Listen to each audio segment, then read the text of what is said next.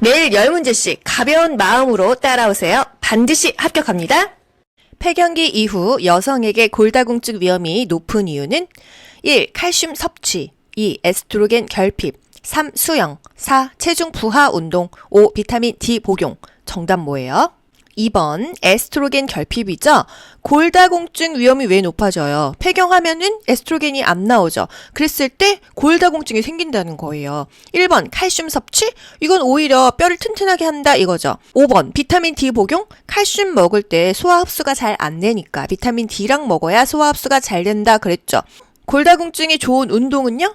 걷기가 좋다. 왜 걷기가 좋아? 체중을 부하해서 뼈와 근육에 힘을 실어주기 때문이에요. 4번 체중 부하 운동, 이거는 골다공증에 하면 좋은 운동인 거예요. 3번 수영은요? 퇴행성 관절염에 좋은 운동이죠. 체중을 부하하지 않아야 관절이 덜 아프다 해서 이런 보기들이 섞어서 나왔습니다. 일단 골다공증 위험이 여자가 높아지는 이유는요. 폐경기 이후에 여성 호르몬 에스트로겐이 결핍돼서이다 이거예요. 임신 8개월 된 건강한 임산부에게 권장하는 정규 산전 진찰 횟수는 임신 8개월이면은요, 몇 번 가요? 월 2회 간다. 산전 진찰 횟수, 국가고시에 거의 별 5개짜리 키워드죠. 임신 막달에는요, 일주일에 한 번, 매주 간다, 한 달에 4번 간다. 임신 8, 9개월, 그 전달에는요, 2주에 한 번 가는 거예요. 월 2회 간다.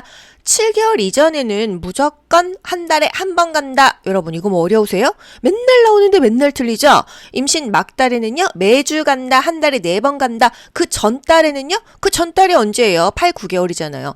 2주에 한 번, 한 달에 2번 간다. 그 이전, 7개월 이전에는 무조건 한 달에 한 번만 간다. 이거예요. 분만 중 산모가 대변을 본다면 즉시 처리해야 하는 이유는 1. 난산 예방 2. 분만 통증 완화 3. 산도 오염 방지 4. 자궁 이완 촉진 5. 혈액순환 촉진. 정답은요? 산도의 오염 방지입니다. 분만하는데 대변 보지 말라고 미리 관장하잖아요. 분만 일기에서. 근데 이거를 즉시 처리를 안 하면 어떻게 되겠어요? 산도가 뭐예요? 아기가 나오는 길이죠? 골반 자궁 질이에요. 그래야 아기가 나올 거 아니에요. 그쵸? 분만의 우효소 태산만 임신, 태아가 일단 있어야죠. 그리고 산도, 태아가 나오는 길이 있어야 된다. 만출력, 엄마가 힘을 줄 수 있어야 된다. 자궁의 수축과 견축, 이완이 필요하다는 거. 임부의 자세, 엄마가 어떤 자세를 취해야지만 아기가 나온다는 거. 또 심리적인 반응, 분만에 대해서 이해하고 준비하고 안정을 갖고 그런 환경이 되어야 아기가 나온다 이 얘기입니다. 원래 분만 과정에서 국가고시 거의 매번 나오는 중요한 키워드 뭐예요? 분만의 과정이죠. 분만 1기, 2기, 3기, 4기가 국가고시에 정말 자주 나와요. 개아반회, 개구기. 자궁 문이 열리는 시기가 개구기입니다. 아는요? 태아가 나오는 시기입니다. 태아 만출기, 분만 2기죠. 태아가 나왔어요. 그럼 엄마 뱃속에 태아의 부속물 뭐가 있어요? 태반이 남아있죠. 태반이 나오는 시기가 태반 만출기, 분만 3기입니다. 개아반, 회는요? 회복하는 기간이에요. 이렇게 분만의 1, 2, 3, 4기 분만 과정이 국가고시에 거의 매번 나옵니다. 분만 1기는요. 개구기, 자궁문이 열려요. 규칙적으로 자궁이 수축을 합니다. 자궁 경관이 10cm 열릴 때까지를 우리가 개구기라고 하는 거예요. 문제에서 경관계대가 8cm다. 2, 3분 간격으로 자궁이 수축한다. 이게 몇 기냐 물어보면요. 10cm 이하잖아요. 미만이잖아요. 그러면은요, 분만 1기 되는 거예요. 10cm가 넘어가야지 분만 2기가 되는 겁니다. 아시겠죠? 분만 1기에는요, 자궁문이 열리면서 태아가 이제 나오는 거를 봐야 되잖아요. 태아가 살아있는지 심장 소리를 듣는다. 태아 심음을 청취한다. 이건 분만 1기인 거예요. 회음부를 상모한다. 엄마 그 회음부에 있는 털을 다 밀어버려요. 이것도 오염 방지를 위해서입니다. 복압은 금지예요. 이때 힘을 주면 안 돼. 회음부가 다 찢어져. 그래서 복압을 금지하고요. 관장을 합니다. 그래야 힘을 줬을 때 대변이 안 나올 거 아니에요. 산도의 오염 방지, 자궁 수축을 촉진하기 위해서 관장을 한다. 방자직, 방광 뒤에 자궁 뒤에 직장이 있습니다. 대변을 빼내야지요. 자궁이 더 수축하기가 좋다는 거예요. 또 걷는 거 괜찮다. 가볍게 유동식 먹어도 괜찮다 이거예요. 태반의 관류를 촉진하기 위해서 측위를 취하게 한다. 옆으로 누우래요. 엄마가 혈액순환이 잘 되도록. 태아가 만출하는 시기입니다. 이때 힘을 줘야 돼요. 그것을 복압을 높인다고 말합니다. 이때 태아가 아기가 만출한다. 아기가 태어난다. 이때는 자궁의 그 경관이요. 10cm가 완전 개대되어 있어요. 10cm 여러분 손으로 이렇게 보세요. 그렇게 크지도 않아요. 아기 머리가 이 정도는 되잖아요. 이때를 우리가 분만 2기라고 합니다. 이때가 중요하죠? 힘을 줘야 돼요. 그런데 힘을 줘서 아기가 이제 엄마 질 밖으로 머리가 나왔어. 이때 힘 주면 돼요? 이때는 잠깐 복압을 멈춰야 됩니다. 왜? 아기 목에 탯줄이 감겨 있을 수 있거든요. 이 상태로 계속 힘 주면 탯줄이 아기 목을 졸라서 죽는 경우도 있어요. 태아의 머리가 나올 때까지만 힘을 주고 아두 반로 후 태아의 머리가 나온 이후에는 복압을 금지하고 힘주는 걸 금지하고 천천히 내보내야 된다 이거예요. 숙련되지 않은 의사는 이거를 잘 모른다고 합니다. 자궁 경관이 완전히 열렸어요. 10cm 완전 개대되고 아기가 나올 때까지를 우리가 분만 2기라고 합니다. 태아 만출기. 태아가 나왔어요. 그러면은 태아의 부속품, 찌꺼기들이 나와야 되죠? 태반이 나와야 됩니다. 태반이 만출하는 게 분만 3기예요. 이때 중요한 거? 태반 찌꺼기가 있는지를 잘 체크해야 돼요. 태반 결손 조직의 여부, 태반 잔여물을 측정한다. 왜? 이거 엄마 뱃속에서 이게 썩을 거 아니에요. 이때 자궁 출혈 시 마사지를 합니다. 자궁에서 이제 자연 분만했을 경우 피가 많이 나오죠? 우리가 출혈이 있을 때는 트렌-달렌버그 포지션, 다리를 들어 올린다. 냉찜질을 한다. 자궁 저부를 마사지한다. 이거 세 가지입니다. 이것도 국가고시 정말 자주 나오잖아요. 그쵸? 자궁 출혈 시 마사지한다. 냉찜질한다. 다리를 들어 올린다. 트렌-달렌버그 포지션을 한다. 중요한 거예요. 산모를 사정합니다. 산모를 확인하는 거예요. 산모가 가장 죽는 이유는요? 산 후에는 출혈이 많아서 죽는 경우가 있어요. 이럴 때 자궁이 수축해야지 출혈이 멈추기 때문에 자궁의 수축 상태를 확인하는 겁니다. 그 활력 징후 당연히 되겠죠. 혈압 재고, 맥박 재고요. 또 열상 얼마나 이게 또 찢어졌는지 확인을 합니다. 분만 4기 이제 회복해야 되는 기간이에요. 출혈이 중지되고 회복하는 기간을 분만 4기라고 합니다. 이때는 엄마도 관찰하고 아기도 관찰해야 돼요. 태아는 어떤지 신생아 반응도 보고요. 엄마의 회음부 상태는 어떤지. 보통 회음부를 절개하잖아요. 또 꿰매죠. 이런 상태를 염증 나지 않게 감염되지 않도록 확인을 합니다. 분만 직후 회음부 너무 쓰라리겠죠? 냉찜질을 해준다. 문제, 정상 질식 분만을 한 산욕기 산모를 돕는 활동으로 옳은 것은 분만 직후에 회음부에 냉찜질을 해준다. 이 정도입니다. 분만 과정, 개아반회, 개구기, 태아 만출기, 태반 만출기, 회복기예요. 이제 1, 2, 3, 4기인 거 아시겠죠? 초유에 관한 설명은 1. 흰색이다. 2. 수유 시 태변의 배출을 촉진한다. 3. 성숙유보다 단백질 함량이 적다. 4. 성숙유보다 지방 함량이 많다. 5. 분만한 지 2시간 이내에 분비가 완료된다. 정답은요? 2번. 수유 시 태변의 배출을 촉진한다가 되겠습니다.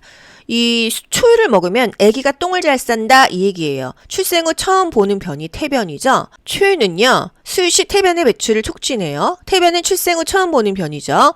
성숙유는 뭐예요? 모유예요. 모유. 성숙유 모유에 비해서 초유가 단백질 그리고 비타민 A가 풍부해서 신생아가 먹으면 좋대요. 초유가 더 칼로리가 낮아요. 초유는요. 분만 2, 3일 후에 분비된다. 황색이다. 끈적끈적하고 황색이다. 면역체가 충분히 함유되어 있다. 염분이 있어서 태변의 배설을 돕는다. 산욕부에게는 엄마에게는 초유를 신생아에게 수유시키도록 교육한다. 왜? 면역력이 있고 항체가 있어서 애기한테 좋으니까.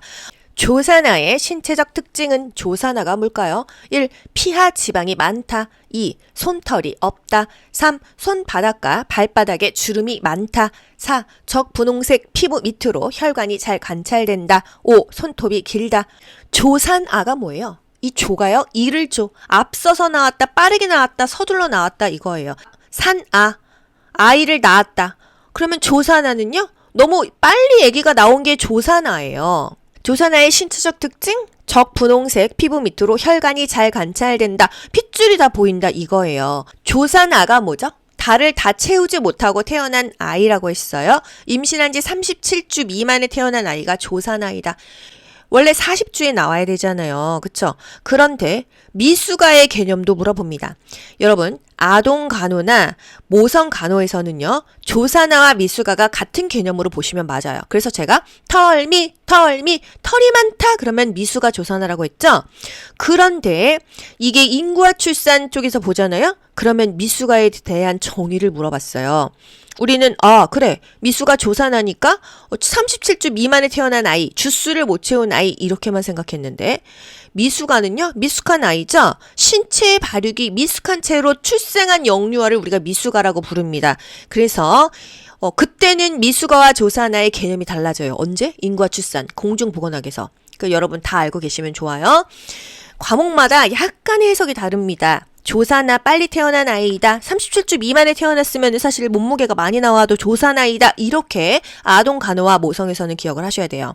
하지만 미숙아는요. 37주 미만에 태어난 아이이다. 이거는 개념적으로는 틀리고요. 신체 발육이 미숙한 애다. 이렇게 기억하셔야 됩니다. 이 모성 풀 때 또는 아동 간호 풀 때는요. 여기서의 조사나는 미숙아예요. 그래서 털 및 2번 솜털이 없다? 틀렸어요. 털이 많으니까. 피와 지방이 없습니다. 그리고 주름이 많을까요? 영계이기 때문에 주름이 없다 이렇게 기억하세요. 손톱 짧아요. 미숙아는 야위 네모 머리가 크다. 털 및 솜털이 많다. 지방이 없다. 피하 지방이 적다. 영계니까 주름이 없다 이렇게 기억합시다. 과수가는요. 이 과숙된 거예요.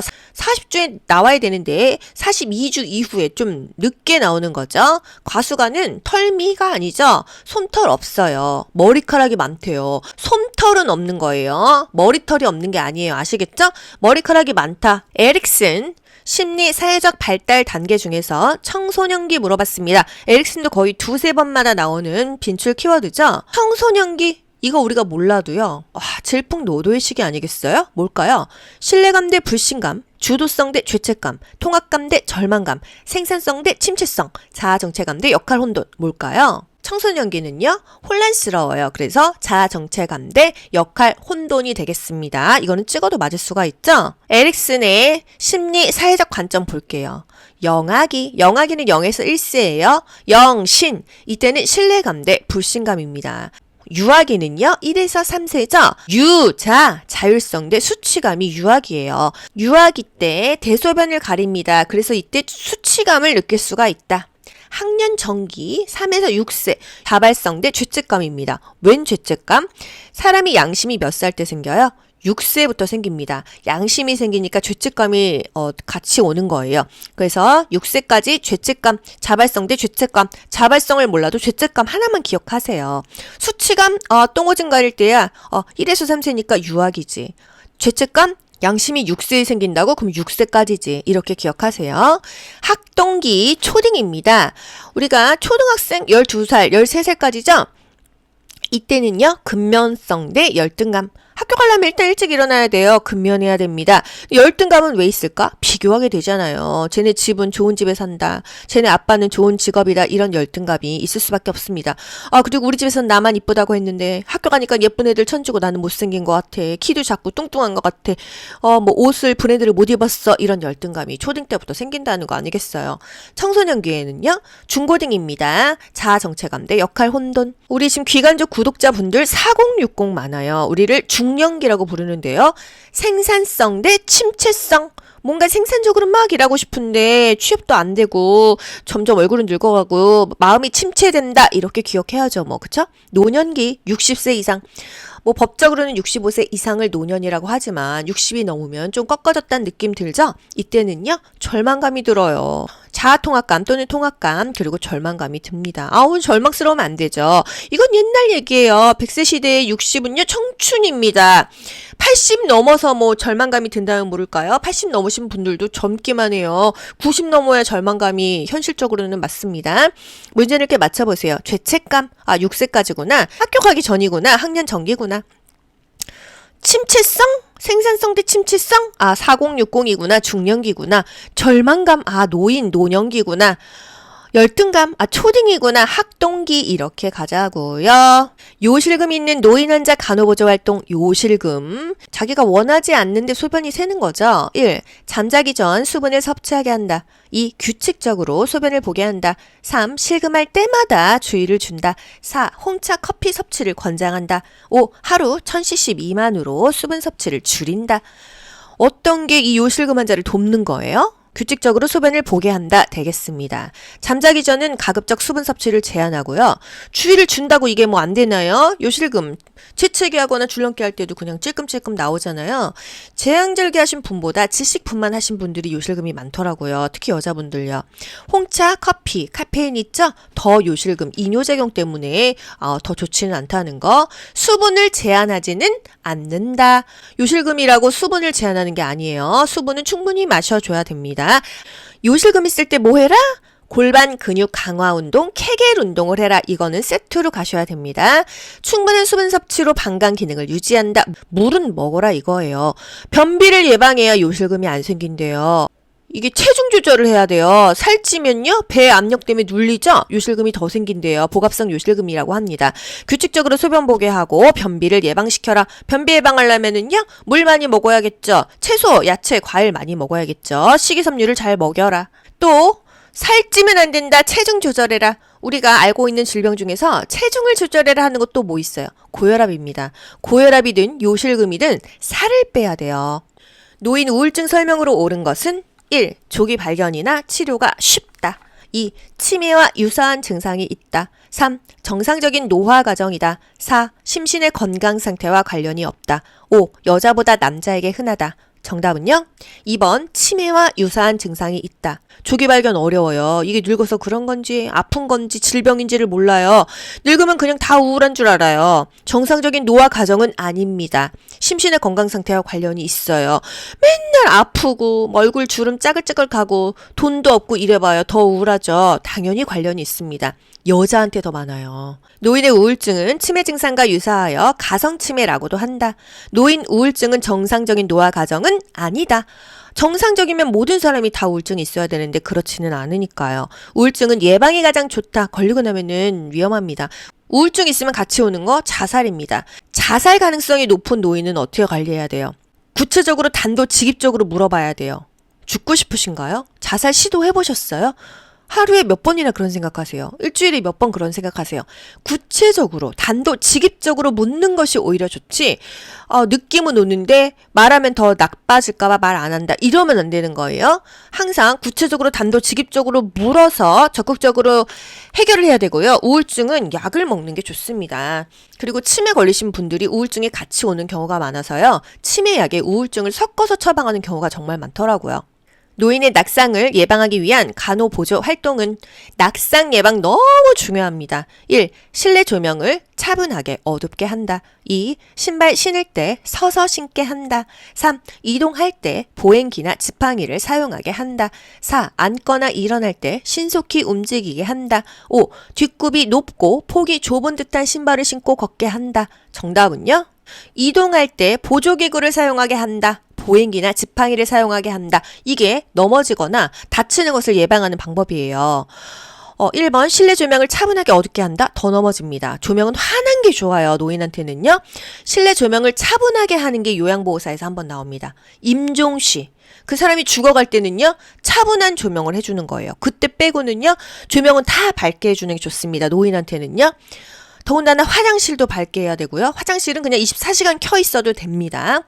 신발 신을 때 서서 신다가 고관절 부러지시는 분들 너무 많아요.